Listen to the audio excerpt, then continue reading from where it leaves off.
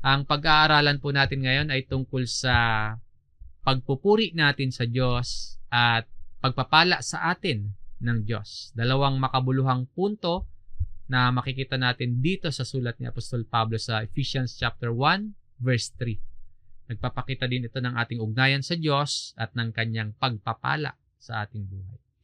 Ang version ng Biblia na ating gagamitin sa Tagalog po ay ang Bagong ang Biblia at ilang Revised Tagalog Popular Version. Sa English po ay New King James Version ang ating gagamitin.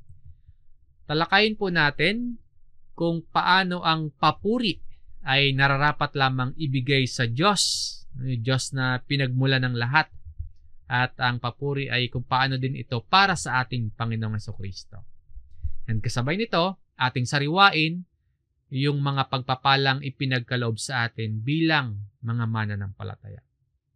Sa pamamagitan po ng dalawang pangunahing puntong ito, yung sa Diyos ang papuri at sa atin ang pagpapala, ay mas maunawaan natin ang kahalagahan ng pagkilala sa kadakilaan ng ating Diyos at pagtanggap ng kanyang biyaya at pangako sa atin. Ganito po ang sinasabi ng sulat o bahagi ng sulat ni Apostol Pablo sa mga taga-Efeso, Ephesians chapter 1 verse 3. Purihin nawa ang Diyos at Ama ng ating Panginoong Jesucristo na siyang nagpapala sa atin kay Kristo ng bawat pagpapalang espiritual sa sangkalangitan. Ang talata pong ito nagtuturo sa atin na ang Diyos bilang ating Ama at siya ding Ama ng ating Panginoong Hesus ay ipinapakilala pa dito na Diyos na puno ng pagpapala at biyaya. Na sa pamamagitan ni Jesus, ibinigay ng Diyos, ibinigay ng Ama sa atin yung pagpapalang espiritual na kailangan natin. At dahil sa katotohanan ng iyan, sinasabi po dito na nararapat lamang na makatanggap ang Diyos ng papuri mula sa atin. Pinapaalala po nito sa atin na ang Diyos ay karapat-dapat sa lahat ng papuri dahil sa kanyang kabutihan, dahil sa kanyang kadakilaan, at dahil sa kanyang kagandahang loob. So sa atin pong pang-araw-araw na pamumuhay, sino man tayo ngayon, ano man yung kalagayan natin ngayon, marami man tayong pinagkakaabalahan, marami man tayong ginagawa, at marami pa man tayong gusto pang gawin bilang mga mananampalataya po. Isang bagay ang hindi natin dapat kinakalimutan. Ito yung pagpupuri sa ating Diyos o papuri sa Diyos. Yan po ang unang punto ng ating aralin, no? Ang papuri ay sa Diyos. Pag-aralan po natin ito. And subukan din nating sagutin o liwanagin sa ating isip yung ilang mga katanungan katulad ng bakit nararapat na purihin ang Diyos? At paano ba natin siya pupurihin? Sinasabi nga po ni Apostol Pablo sa ating main verse, purihin nawa ang Diyos at Ama ng ating Panginoong Jesucristo. Ang purihin o blessed, sa Greek word po ay eulohetos o ibig sabihin ay adorable. No? Blessed be. Nakaugnay din ito sa mga salitang pagluwalhati, pasasalamat o papuri para sa Diyos. O papuri ay para sa Diyos sa kanyang likas na kabutihan at sa kanyang mabubuting gawa para sa atin. Bagamat itong sulat na ito ay papuri ni Pablo sa kabutihan ng Diyos sa kanya, nagsisilbi rin po itong modelo para ma-encourage yung mga Kristiyano sa Efeso at tayo rin naman po na mga nagbabasa ng sulat na ito ay hikayatin din para purihin ang Diyos at kilalanin ang pagpapalang bigay, pagpapalang kaloob sa atin ng Diyos. Paalala din ito sa atin na magpupuri tayo sa Diyos kapag nararanasan at kapag nauunawaan natin ang kabutihan at mga pagpapala niya sa ating buhay. Ibig sabihin po, ang pagpapala ng Diyos, yung mga pagpapala sa atin ng Diyos ay nararapat lamang na magbunga ng pagpupuri natin sa Diyos. At ang pagpapala at kabutihan ng Diyos, hindi ibig sabihin na hindi na tayo makakaranas ng paghihirap. Yung pagpapala ng Diyos, hindi ibig sabihin na hindi na tayo makakaranas ng pagkabigo, hindi na tayo makakaranas ng mawalan, Kasi alalahanin natin yung writer, yung author nito, si Pablo. Ayon sa kasaysayan at sa pahiwatig ng sulat na ito, si Pablo ay nakakulong. Pero sa kabila ng mga dahilan kung bakit kahit marami nang nawala sa kanya, kahit marami nang nalimitahan na siya dahil sa kanyang pagkakakulong, ay patuloy pa rin siyang nagpupuri sa Diyos. Katulad ng mababasa natin sa aklat ng Job. Dito sa Job chapter 1 verse 21, sinabi niya, hubad akong lumabas sa sinapupunan ng aking ina at hubad akong babalik doon. Ang Panginoon ang nagbigay at ang Panginoon ang bumawi. Purihin ang pangalan ng Panginoon. Blessed be the name of the Lord. Yung blessed na ginamit dito sa Hebreo ay barak o act of adoration o kaya praise, katulad sa sulat ni Pablo sa Efeso na eulohetos. Parehong tumutukoy sa pagdedeklara ng papuri sa Diyos. At kapag po pinupuri natin ang Diyos, hindi ito katulad ng papuri na ibinibigay natin sa kapwa-tao natin. Kapag ang Diyos pinupuri natin, wala tayong ibinibigay na anumang bagay sa Diyos. Kahit gaano pa kaganda yung lumalabas na pagpupuri sa ating bibig, wala tayong naibibigay na anuman sa Diyos. Kasi ang pagpuri sa Diyos po ay pagkilala sa kanyang kabutihan. Wala tayong maidadagdag kung sino siya at ano ang katangian niya. Wala tayong maidadagdag na anuman sa Diyos. Ang Diyos po ay Diyos. Hindi siya nangangailangan ng anuman o sino man para magkaroon ng buhay o kaya kapangyarihan. Wala siyang kailangan sa atin. Tayo ang may kailangan sa Kanya. At tayo ay nilikha para purihin ang Diyos. Makikita natin ang mensaheng ito sa mga talata sa Biblia. Yung katotohanan na tayo po ay nilikha para purihin ang Diyos. Halimbawa, dito sa Psalms chapter 150, sa verse 6, lahat ng bagay na may hininga ay magpuri sa Panginoon. Purihin ang Panginoon. Ang lahat ng may buhay, lahat ng may hininga, lahat ng may buhay na nilikha ay nilikha para magpuri sa Diyos. At ang dahilan kung bakit din naman tayo iniligtas para yung buhay natin ngayon ay ilaan natin sa pagpupuri sa Diyos. At ilaan natin sa paghahayag ng kadakilaan ng ating Diyos. Ganito din po ang sinasabi sa Psalms chapter 34 dito sa verse 1. Pupurihin ko ang Panginoon sa lahat ng panahon. Ang pagpuri sa Kanya ay sa aking bibig ng patuloy. I will bless the Lord at all times. Ang pagpuri sa Diyos dapat na bahagi pala ng ating araw-araw na buhay. No? At all times. Ang sinasabi dito sa lahat ng panahon, nangangahulugan na hindi lamang tayo dapat sumamba o magpuri sa Diyos kapag masaya o kaya maganda yung nangyayari sa ating sitwasyon.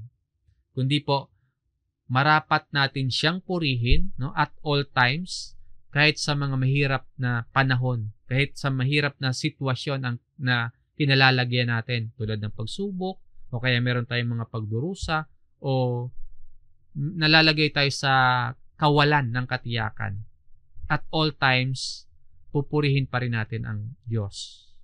At yung parirala po dito na ang papuri sa Kanya ay sa aking bibig ng patuloy, o His praise shall continually be in my mouth, ay nagpapahiwatig na ang papuri sa Diyos ay dapat maging bahagi talaga ng araw-araw nating buhay at pamumuhay. Patuloy o tuloy-tuloy ang pagpupuri natin sa Panginoong Diyos. At ang papuri po ay hindi lamang sa puso, hindi lamang sa isip, kundi dapat ding may katapatan na ipapahayag din natin sa pamamagitan ng salita, sa anyo ng panalangin, at maging sa pag-awit at pagpapahayag ng pasasalamat sa Diyos. Ang pagpupuri sa Diyos hindi lang po isang gawain. Hindi lang natin siya dapat tingnan na gawain natin, kundi isang paraan ng pamumuhay bilang mananampalataya. Dahil ang pagpupuri nga po ay ang layunin ng Diyos sa pagkalikha sa atin at pagkaligtas sa atin. Yun ang layunin ng Diyos, ang purihin natin siya. At ang object of our praise, syempre, ang Diyos. Na yung object ng ating pagpupuri ay ang Diyos. Kaya lang, minsan, may tendency kasi tayo na magbigay ng labis na papuri sa mga bagay na material. May tendency tayo na pagkaminsan magbigay ng labis na papuri sa sarili o kaya sa ibang tao. Kaya kailangan pong ipaalala sa atin ito. Pupurihin natin ang Panginoon sa lahat ng panahon. Na ang papuri sa Diyos ay tuloy-tuloy. Bahagi ng ating buhay. Sa sulat ni Pablo sa Efeso, dito nga sa ating main verse, Blessed be the God and Father of our Lord Jesus Christ. Sinasabi dito na ang Diyos ay hindi lamang ating Ama, kundi Ama ng ating Panginoong Hesus. Ama rin ng ating Panginoong Hesus. Ipinapakita nito yung malapit na ugnayan ng Ama at ni Kristo at yung mga ugnayan ng mga anak kay Jesus. No? Kasi si Jesus ang nag-uugnay sa atin sa Diyos. So nang sabihin po dito ni Pablo na ang amang Diyos ay ang Diyos at Ama ng ating Panginoong Hesus, hindi yan nangangahulugan na si Jesus ay hindi Diyos. Kundi pinapakita nito yung relasyon ng amang Diyos at ni Jesus bilang anak ng Diyos. Ngayon po, kung kinikilala natin si Jesus bilang ating Panginoon at tagapagligtas, ito na yung ating buhay. Ito na yung ating layunin ng ating buhay ngayon. Isang buhay na ang pinakalayunin po ay sambahin at purihin ang Diyos. Nagpupuri tayo sa Diyos, sa Ama, dahil ang Diyos Ama ang nagplano ng kaligtasan. Ang Ama ang nagpadala kay Jesus bilang ating tagapagligtas. Siya, ang Ama, ang nag-appoint sa ating Panginoong Jesus bilang Kristo. At ang Diyos Ama ang nagbigay ng kapamahalaan at nagtaas kay Jesus bilang ating Panginoon.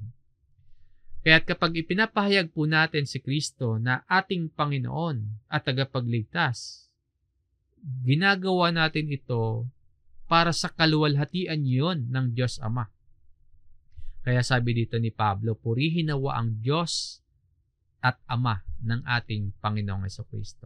Ngayon, paano natin pinapractice ang pagpupuring ito sa Diyos? May dalawang kaparaanan na isa-share po ako sa inyo. Una, pagsamba sa pamamagitan ng panalangin at pag-awit.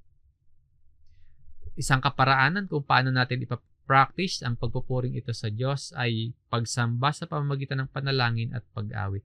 Yung mga Kristiyano, nagpapahayag ng papuri sa Diyos sa pamamagitan ng pagdarasal, sa pamamagitan ng pag-awit ng mga himno, sa mga pagtitipon at maging sa mga pribadong oras.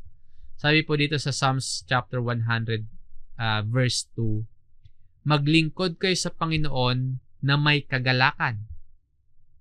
Magsilapit kayo sa kanyang harapan na may awitan. Magsilapit na may awitan. Pinapakita ng talatang ito na ang ating pagsamba dapat masaya, may awitan, bilang tanda ng ating pasasalamat, paglapit at pagpuri sa Diyos. Ikalawa, paggawa ng kabutihan sa kapwa. Paano natin pinapractice ang pagpupuring ito sa Diyos? Ito, paggawa ng kabutihan sa kapwa. Ang paggawa ng mabubuting gawa. Tulad ng meron tayo nakikitang nangangailangan ng tulong, tutulong tayo. Nagpapakita tayo ng pagmamalasakit sa kapwa. Isa po yan ang mabuting paraan ng pagpupuri natin sa Diyos. Basahin natin itong Hebreo chapter 13 sa verse 16. Huwag ninyong kaliligtaan ang paggawa ng mabuti at ang pamamahagi, sapagkat ang Diyos ay nalulugod sa gayong mga handog. Pinapakita naman dito na ang paggawa ng mabuti at ang pamamahagi, yung to share, ay hindi lamang isang simpleng pagkilos, kundi isang paraan para ipahayag natin yung ating pananampalataya, yung ating pagsunod, at yung ating pagpupuri sa Diyos. Dahil ang mga ito po, nagsisilbing handog na nakalulugod sa Diyos. Sa pamamagitan po ng mga nabanggit na paraan at ilang mga Bible verse na ating binasa, malinaw na ang pagpupuri sa Diyos hindi lamang sa salita, kundi isang paraan ng pamumuhay na nakikitaan o kaya nagpapahayag ng ating pasasalamat, ng ating pagsunod at pagmamahal sa Diyos. Kaya po, ang papuri ay sa Diyos. Ang ikalawang punto ng ating aralin, ang pagpapala ay sa atin. Ang main point ni Apostol Pablo sa ating main verse na ito, itong Ephesians chapter 1 verse 3, karapat dapat purihin ang Diyos dahil sa mga pagpapalang tinanggap natin galing sa Kanya. Ibig sabihin, habang mas inaalala natin, habang mas kinikilala natin yung mga blessings ng Diyos para sa atin, mas mag-uumapaw yung paghahayag natin ng papuri sa ating Diyos. Sabi po ni Pablo, "Blessed be the God and Father of our Lord Jesus Christ." So, bakit daw po karapat dapat purihin ang Amang Diyos? Sabi sa pagpapatuloy po ng talata, na siyang nagpapala sa atin kay Kristo ng bawat pagpapalang espiritual sa sangkalangitan. Bakit karapat dapat purihin ang ating Ama? Pinagkalooban po tayo ng pagpapala. Itong dahilan ng pagpupuri ni Pablo sa Diyos na susunod nating titingnan para po mas maintindihan natin yung salitang pagpapala o blessing. Talakayin natin yung ilang mga tanong. Unang tanong, kanino galing ang blessing, ang pagpapalang ito? Ang sagot po, sa Diyos, sa ating Diyos mismo. Sinasabi nga po, na siyang nagpapala sa atin. Sa Revised Tagalog Popular Version, nung naka-highlight na yan, pinagkalooban niya tayo. Ibig sabihin, sa Diyos nang galing yung blessing.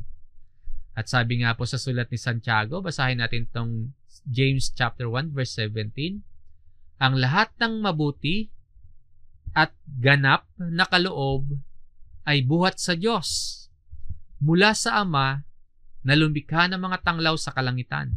Hindi siya nagbabago o nagpapakita ng bahagyamang pagbabago.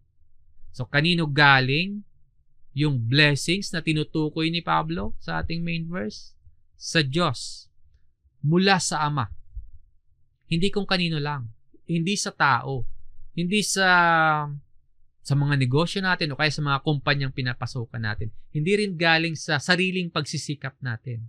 Kasi gustuhin man natin o gustuhin man nila ng ibang tao, hindi natin pare-parehong kaya. Kasi tanging ang Diyos lang. Kaya, nais ng Diyos na may kakayanan ang Diyos na mapasa atin yung pagpapalang tinutukoy dito. So, ang Diyos mula sa Ama ang pagpapala. Ang kasunod po na tanong, sino-sino ang tumanggap ng pagpapalang ito? Kung merong ibinibigay na pagpapala ang Diyos, sino-sino?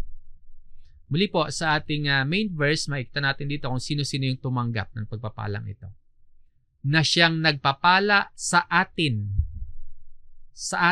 us, who has blessed us. Tayo ang tumanggap ng blessings.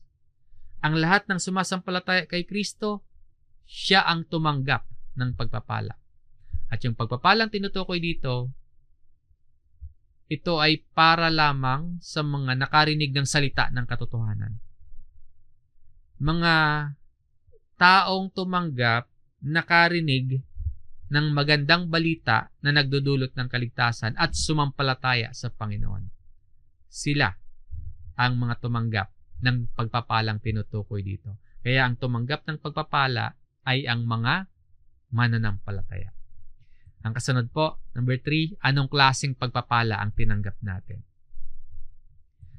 Sabi po dito, na siyang nagpapala sa atin ng bawat pagpapalang spiritual. Pinagkalooban niya tayo ng mga nakarinig at tumanggap at sumampalataya sa Panginoong Hesus ay pinagkalooban ng lahat ng pagpapalang spiritual. So, yung pagpapalang tinutukoy dito ay spiritual blessing, hindi material blessings. Totoo naman po na pati mga material blessings galing yan sa Diyos. Totoo na binibigyan tayo ng mga material o physical na pagpapala ng Diyos.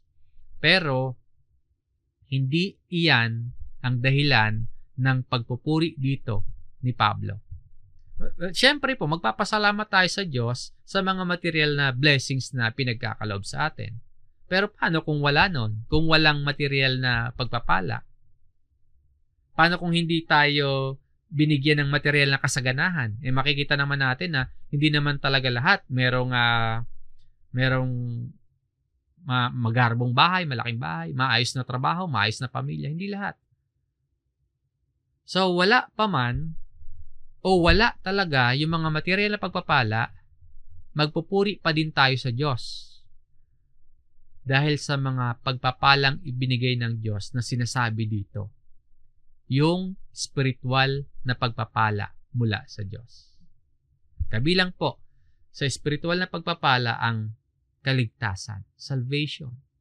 Yung kapayapaan, yung tunay na kapayapaan mula sa Diyos. Yung righteousness, yung katuwiran. At yung mga pangako ng Diyos na buhay na walang hanggan. Kasunod po, ika-4, nasaan ang mga pagpapala na ito? Nasaan yung blessings na yan?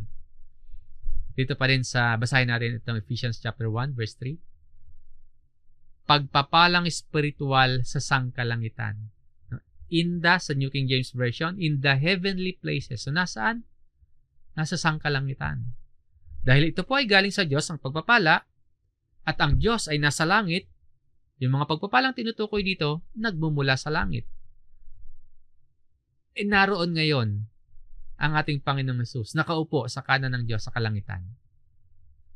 Mula roon, yung blessings natin. Nandito tayo sa lupa ngayon, pero dahil sa ating pakikipag-isa kay Kristo, at siya ay nakaupo sa langit, sa kanan ng Diyos, so mula roon, namamahala siya bilang hari, tayo rin po, na narito ngayon, sa buhay na ito ay pinaupong kasama niya sa sangkalangitan. Ibig sabihin, yung mga pagpapala na sinasabi dito ni Apostol Pablo, mula or galing sa kalangitan. Natanggap natin habang naririto pa tayo ngayon sa mundo. Pero ganap na mararanasan natin yan, yung pagpapalang sinasabi dito, sa muling pagbabalik ni Kristo. May mga tao, kasama na po yung ilang mga mananampalataya, nawawalan ng ganang magpuri. Nawawalan ng ganang magpasalamat sa Diyos. Kasi nakatingin sila at nakatali yung kanilang kaligayahan sa mga bagay sa mundong ito. Sa halip na spiritual at makalangit na pagpapala. Nakatali sila sa mga bagay sa mundong ito.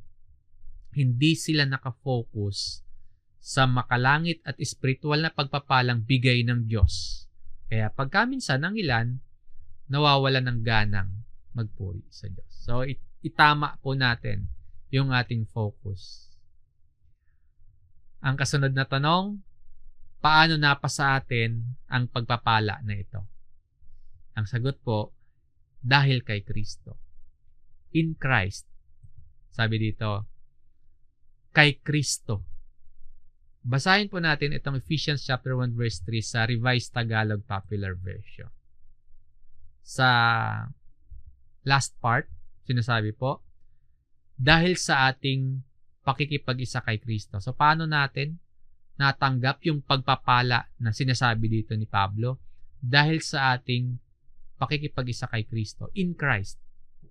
Dahil kay Kristo. Dahil kay Jesus. At kung hindi tayo nakakabit kay Kristo, sa pamamagitan po ng pananampalataya natin sa Kanya, wala sa atin yung pagpapalang tinutukoy dito. Kaya napakahalaga na ang isang tao ay nakikipag-isa kay Kristo.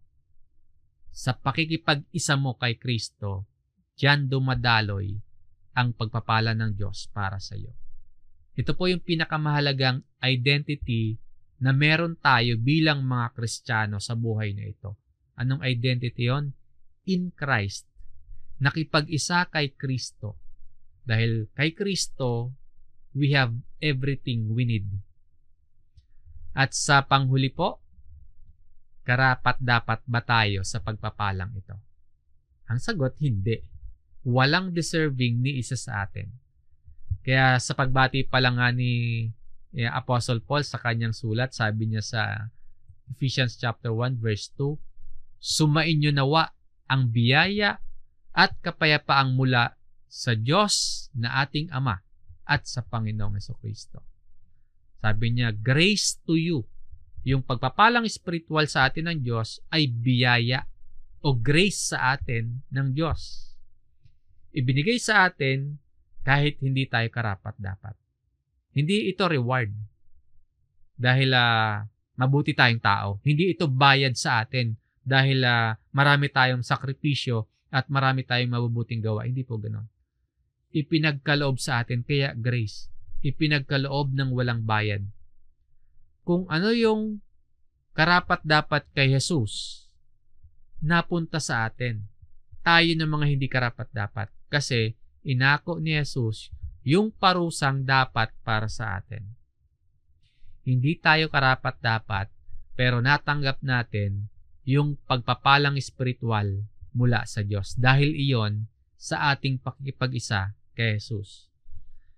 Bilang nakatanggap ng pagpapalang espiritual sa huling bahagi po ng ating aralin, sa aral at mensahe, ang ating pagtugon, so ano yung nararapat na pagtugon sa pagpapala sa atin ng Diyos?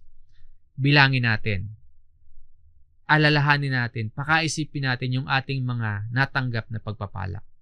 At lagi nating alalahanin kung gaano tayo pinagpala ng Diyos. So matuto tayong bilangin yon. Hindi para bayaran ang Diyos sa ginawa niya sa atin. Hindi naman natin kayang bayaran, hindi natin matutumbasan, hindi natin kailangan ding bayaran yon. Kaya nga grace kaya nga biyaya yung tawag. Ang ibig ko pong sabihin na bibilangin natin yung hindi maubos na espiritual na pagpapala sa atin ng Diyos para mag-umapaw naman yung hindi matatapos na pagpupuri natin sa Diyos. Yung ating pagtugon, pagpupuri sa Diyos. Dahil ito po yung layunin kung bakit tayo pinagpala ng Diyos. Basahin natin yung pagpapala sa atin sa verse 5. Then basahin natin yung dahilan kung bakit tayo blessed ng ganung pagpapala sa kasunod na talata sa verse 6. Basahin natin itong Ephesians chapter 1 verse 5. Tayo'y itinalaga sa pagkukupkup upang maging kanyang mga anak sa pamamagitan ni Jesucristo ayon sa kabutihan ng kanyang kalooban. So bakit ba tayo itinalaga para maging mga anak ng Diyos sa pamamagitan ni Kristo? Bakit sinasabi ditong predestined tayo na maging mga anak? Yun po yung pagpapala sa atin. Ang sagot, para po sa ikapupuri ng kanyang maluwalhating biyaya. Basahin natin yung verse 6. Makikita natin yung sagot. Para sa ikapupuri ng kanyang maluwalhating biyaya na ipinagkaloob niya ng walang bayad sa atin sa pamamagitan ng minamahal. Itinalaga tayong maging mga anak para sa ikapupuri, to the praise of the glory of His grace. Pagpapala po na maging mga anak tayo ng Diyos. Hindi tayo karapat-dapat, pero pinagpala tayo ng ganong kalagayan para yon sa ikapupuri ng kanyang maluwalhating biyaya. Ano pa yung pagpapalang sinasabi ni Pablo sa kabanatang ito? May sinasabi po siyang mana. Bakit tayo pinagkalooban? O kaya bakit tayo pinagpala ng isang mana? Basahin natin yung verse 11. Sa kanya ay tumanggap din tayo ng isang mana na itinalaga ng una pa ayon sa layunin niya na gumagawa ng lahat ng mga bagay ayon sa kanyang pasya at kalooban. So bakit tayo pinagkalooban ng mana? Sa verse 12, upang tayo na unang umasa kay Kristo ay mabuhay upang purihin ang kanyang kaluwalhatian. Tumanggap tayo ng mana upang purihin ang kanyang kaluwalhatian. Ano pang pagpapala ang ating tinanggap sa pagpapatuloy ni Pablo? Verse 13, sa kanya'y kayo rin naman na nakarinig ng salita ng katotohanan, ang ebanghelyo ng inyong kaligtasan, at kayo na sumampalataya sa kanya ay tinatakan ng ipinangakong Espiritu Santo. Pagpapala po ito, word of truth, gospel of salvation, Holy Spirit. Kaya tayo tinatakan bilang garantiya na tayo ay tatanggap ng mana. Pagpapala yun sa atin. Para saan? Sa verse 14, siya ang katibayan ng ating mana, yung tatak na Holy Spirit, hanggang sa ikatutubos ng pag-aari, sa ikapupuri ng kanyang kaluwalhatian. Muli po para saan? To the praise of His glory. Ipinagkaloob ng Diyos ang pagpapalang espiritual na kailangan natin sa layuning purihin natin siya. Kung pagpupuri sa Diyos ang layunin ng Diyos sa pagliligtas sa atin, ganyan din po dapat yung maging layunin ng ating buong buhay. Ang layunin din po ng bawat pagtitipon natin ay para purihin ang Diyos. Ang layunin po ng pagkakaroon natin ng relasyon sa ating asawa, sa ating mga anak, sa ating pamilya. Maging dito po sa ating church. Ang purpose ng pagkakaroon natin ng mabuting relasyon sa isa't isa, sa mga kapitbahay natin, sa mga kamag-anak natin, sa lahat ng ating kapwa, maging sa mga hindi pa nakakakilala kay Kristo.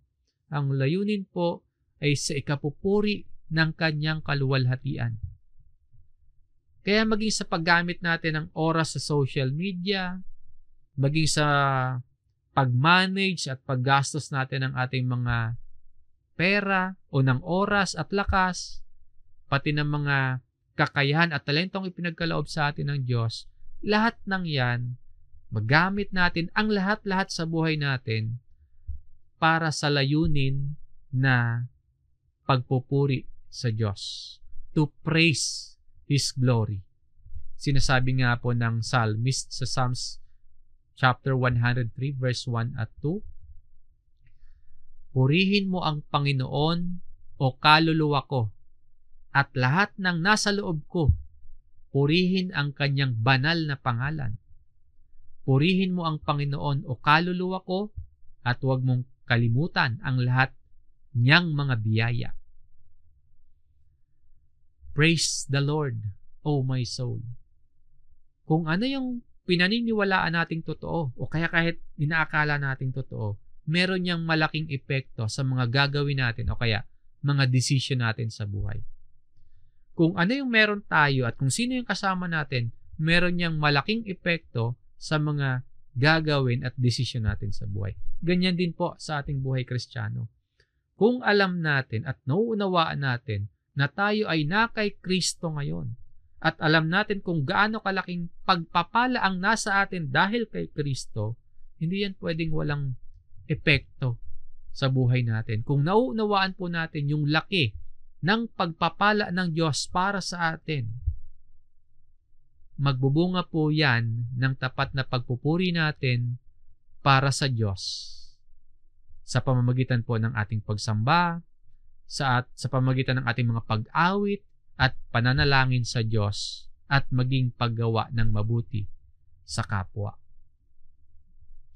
Sa ating pag-aaral ngayon, ipinapaalala sa atin na ang papuri ay nararapat lamang na ibigay sa Diyos.